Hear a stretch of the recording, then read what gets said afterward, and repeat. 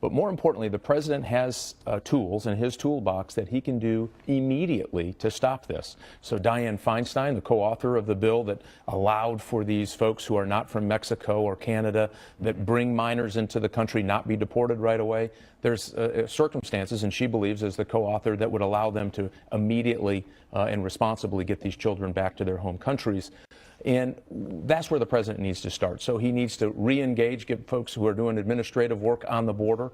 They need to make sure they send a very clear signal. Here's the interesting thing. This is a bipartisan issue. Hillary Clinton says if you want to stop this, you need to start sending these kids back to let people know, don't put them in the criminal pipeline to come into America. Certainly Dianne Feinstein thinks there's a way for the president to do this. The majority of them have to go back home. Is your point? Well, think about what we're doing. This isn't a walk in the park to get from El Salvador or Honduras into the United States. These are criminal gangs. These are organized criminal gangs. These kids are subject to sexual exploitation. They're subject to drug exposure. Some of them are being recruited or pressed into gangs along the way. We're losing these kids along the way. And imagine the experience. Well, but doesn't that raise the point of then why just turn them away? Do you not have to come up with a process that can more safely return them?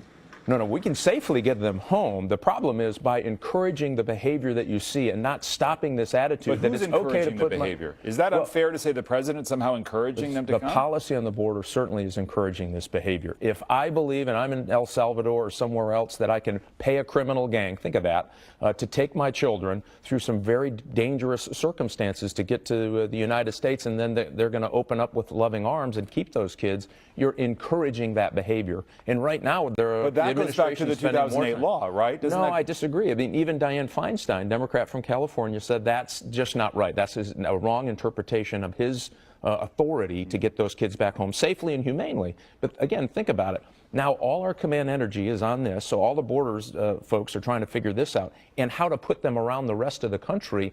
That time, that energy is better spent trying to get them back home, and it's better for the children. You don't want kids exposed to this sex trafficking and drug use, and again, some of those kids are being recruited for gang use, press gang type activities in these criminal organizations, all on that route